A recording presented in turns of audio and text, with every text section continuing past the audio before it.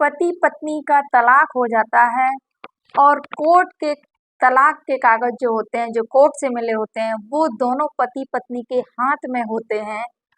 और जो रिश्तेदार होते हैं वो भी खुश होते हैं कि चलिए आज तलाक हो गया। 2 साल से हम कोर्ट कचहरी के चक्कर लगा रहे थे। और जो वकील होते हैं वो भी आराम से दोनों लोग हाथ मिला रहे होते हैं, खुशी उनके चेहरे पर झलकती है कि चलिए आज फाइनल हो गया, ये केस जीत गए। और जो परिवार वाले होते हैं वो भी खुश रहे होते हैं।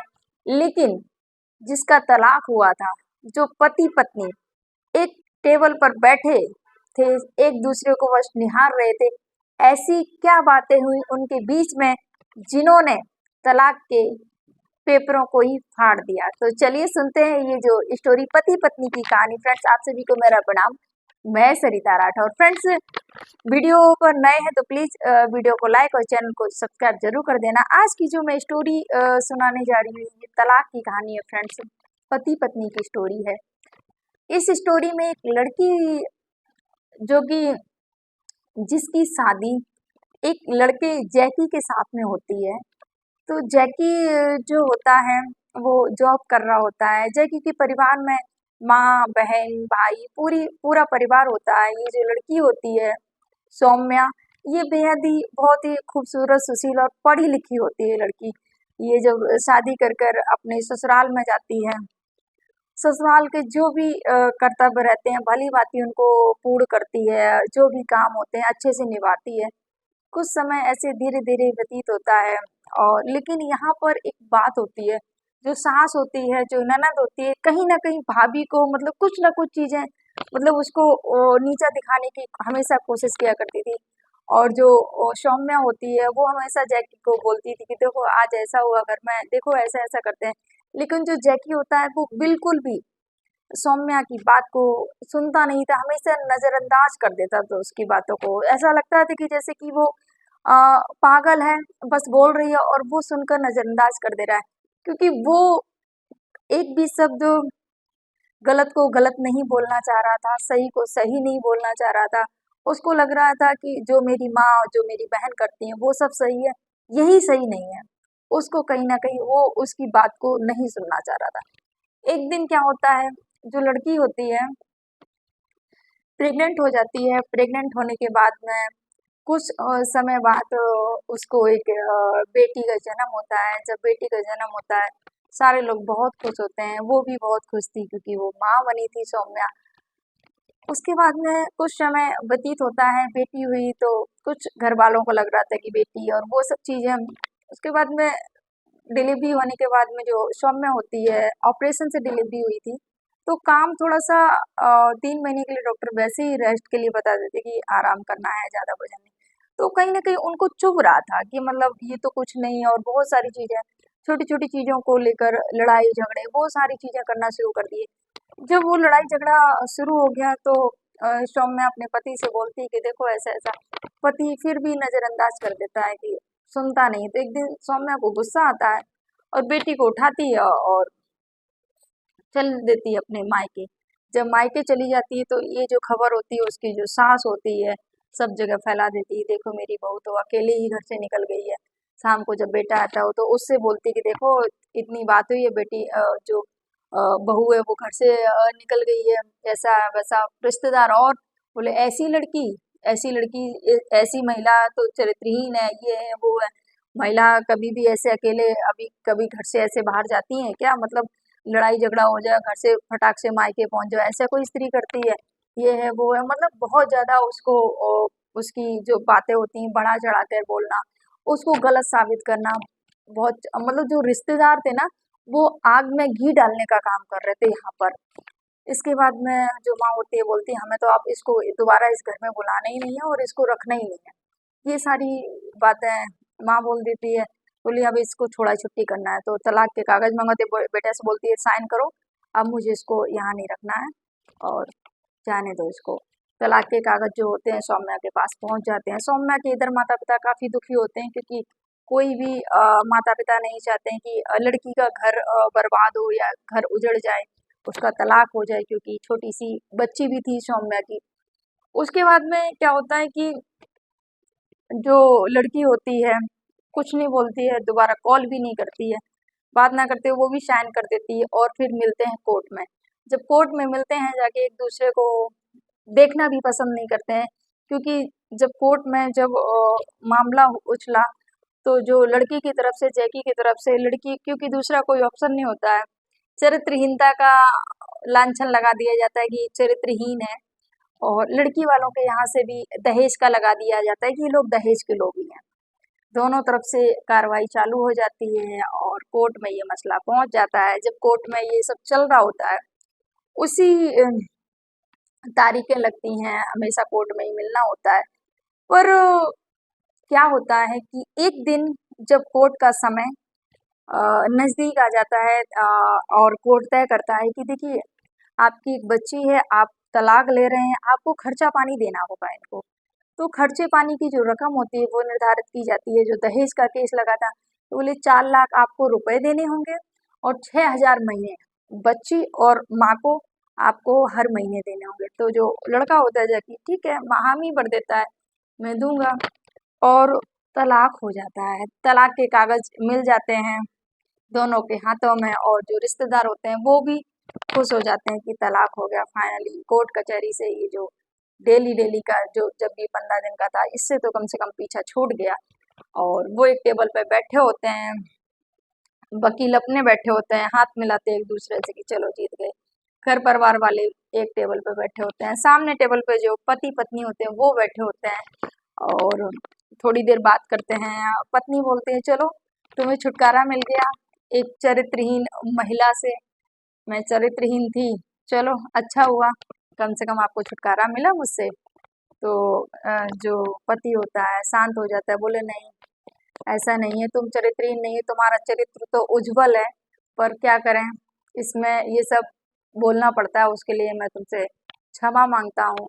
और जो लड़का होता है बोलता है कि तुमने भी तो मुझे दहेज का लोभी बना दिया, मैं कहाँ दहेज का लोभी था, पर तुमने मुझे दहेज का लोभी बनाया ना।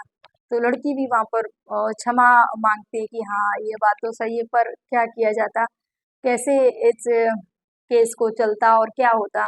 इस वजह से जैसा वकील ने बोला, क्योंकि जैसे जैसे वकील इन लोगों से बुलवा रहे थे कि हाँ ऐसा बोलना है, वैसे ही ये कोर्ट में जाकर दोनों लोग गवाही दे रहे थे, वैसे ही दोनों लोग बोल रहे थे पति पत्नी।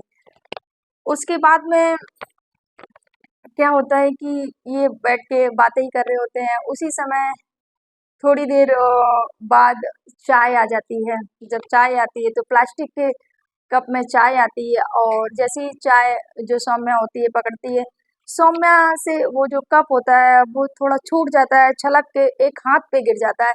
जब हाथ पे गिर जाती है चाय, तो जो पति सामने बैठा होता है, तो जैसे ही चाय गिरती है तो उसके मुंह से आह की आवाज निकलती है कि अरे, मतलब आह निकलती है कि मतलब जल गई हाथ। तो जैसे ही अपना जो हाथ छिटकती है और चाय को अपने हाथों से पहुंच देती है अपने रुमाल से चाय को, तो जो पति होता है बोलता है कि जल रहा है क्या, बोले कि नहीं नॉर्मल है, थोड़ा चलेगा।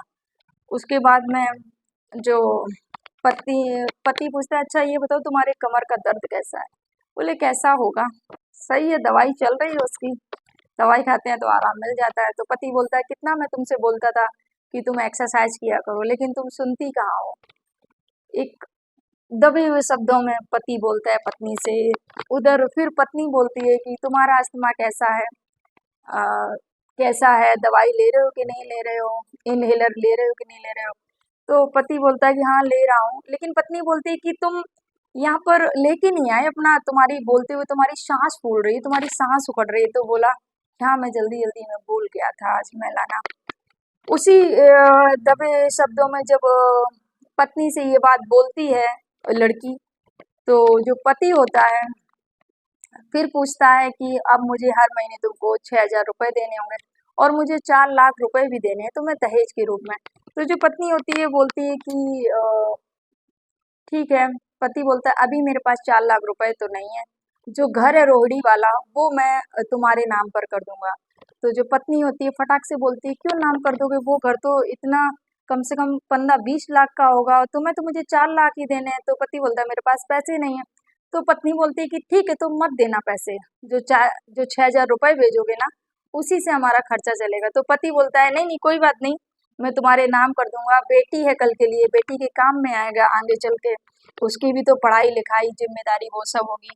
तो जब ये सब, जब पति बोलता है तो जो पत्नी होती है मतलब वो आंखों से उसके आंसू से भर जाते हैं और सोचती है कितना अच्छा था ये, और अभी भी मेरे बारे में कितना सोच रहे हैं, और एक थोड़ा सा डिसीजन हम दोनों को अलग कर दे रही है यहाँ पर। उसी दौरान जो लड़का होता है बोलता है कि मैं इतने दिन तुमसे दूर रहा, मैंने तुम्हें बहुत याद किया, मैंने अपनी बेटी को बहुत याद किया। जो लड़की होती है वो बोलती है मैंने भी तुम्हें बहुत याद किया। उसके बाद में वो जो अपनी पुरानी यादें होती हैं उनमें खो जाते हैं। पति बोलता है कि मुझे अस्थमा की प्रॉब्लम थी, इनहेलर और मेरी दवाई का जो भी था, कैसे अपने खर्चे कम करके ये मेरे लिए दवाई की व्यवस्था, इनहेलर, वो सारी चीज़ें मेरे लिए ला ला के रखती थी। मैं कैसे वो सारा चीज़ मैं कैसे भूल जाऊँ, और आज हम अलग हो रहे हैं। वो सारी चीज़ें वो याद कर कर के उसका जो गला है वो जो भर रहा होता है, आँखों में अ, आँसू झलक रहे होते हैं, पर वो बयाँ नहीं कर पाता है अपने शब्दों को। उसी दौरान जो पत्नी होती है वो वो उसको भी कुछ ना कुछ लग रहा होता है कि कहीं न कहीं कुछ ना कुछ तो छूट रहा है। जो हमारा जीवन इतने अच्छे से चल रहा होता है वो कहीं न कहीं बर्बादी की तरफ जा रहा है। और जो पति होता है बोलता है कि बच्ची का ध्यान रखना, उसको अच्छे से पढ़ाना लिखाना। और जो लड़की होती है वहाँ पर जो लड़का होता है कि उसको माफ़ी मांगते हैं कि मुझे क्षमा करो, और मेरा कोई भी इरादा नहीं था तुमको दहेज के लोभी बनाने का, या जो भी हुआ है ये सब वकील ने जो करवाया, जैसा वकील ने बोला वैसा मैं बोलती गई, इसमें मेरा कोई दोष नहीं और मैं तुमसे क्षमा मांगती हूँ। अब तो फिलहाल तलाक हो चुका है, कुछ नहीं हो सकता है। तो जो पति होता है बोलता है मैं भी तुमसे क्षमा मांगता हूँ, और मैंने जो चरित्रहीनता का तुम पर लांछन लगाया उसके लिए मैं क्षमा प्रार्थी हूँ। तो जो पति होता है बोलता है कि अभी भी कुछ नहीं हुआ, एक नया मोड़ आ सकता है, अभी भी मौका है हमारे पास में। तो जो पत्नी होती है बोली मौका कैसा? बोले कि हाँ, ये तलाक के कागज हैं, अगर हम इनको ना माने, अगर इनको यहीं हम फाड़ दें, हम फिर से एक नया मोड़ दे सकते हैं अपने जीवन को। क्या सोचती हो तुम? तो जो पत्नी होती है वो पति की ओर देखती है और उसकी भी आंखों से आंसू झलक जाते हैं, और पत्नी के पति के गले लग जाती है पत्नी, और दोनों गले लगकर बहुत तेजी से रोने लगते हैं। और जब ये दृश्य जो वकील होते हैं वो देख रहे होते हैं, बोले ये क्या हो रहा है? मतलब जो पति पत्नी का हमने तलाक कराया, इतने दिन से हम लड़ रहे थे और लड़वा रहे थे, और आज तो ये एक हो गए। जो जो परिवार वाले होते हैं वो भी देख रहे हैं ये क्या हो रहा है, यहाँ तलाक हुआ और ये दोनों तो मिल रहे हैं, दोनों तो रो रहे हैं। और जो तलाक के कागज होते हैं वो भी वो वहीं पर ही कोर्ट में ही फाड़ के फेंक देते हैं, जहाँ पर वो चाय कॉफी कोर्ट के बाहर पी रहे होते हैं वहां पर वो फेंक देते हैं। उसके बाद में जब दोनों थोड़ा शांत होते हैं उसके बाद में दोनों हाथ एक दूसरे का हाथ में हाथ पकड़ के और चल देते हैं बाहर की ओर। फिर वो अपने घर आते हैं, लड़की अपने घर आती है, और अपने माता पिता जो लड़की के होते हैं वो बहुत खुश हो जाते हैं, क्योंकि वो माता पिता नहीं चाह रहे थे कि मेरी बेटी का तलाक हो और मेरी बेटी का घर बर्बाद हो।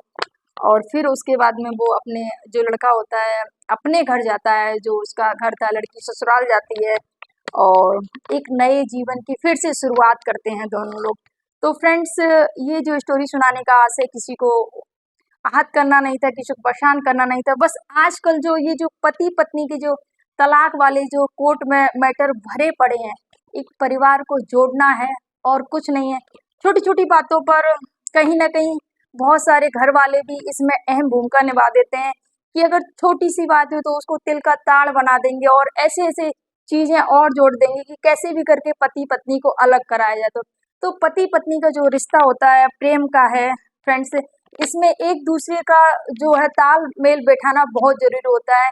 कभी गलती पति से होती है तो कभी गलती पत्नी से होती है, ऐसा नहीं कि किसी से गलतियां नहीं होती हैं।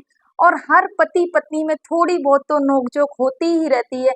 इसका मतलब ये नहीं कि आप कोर्ट कचहरी तक पहुंच जाएं। तो फ्रेंड्स, आपको कैसी लगी ये मेरी स्टोरी? अगर अच्छी लगे तो प्लीज वीडियो को लाइक और चैनल को सब्सक्राइब जरूर कर देना। आप सभी को मेरा प्रणाम। जय हिंद, जय भारत, जय सिया राम।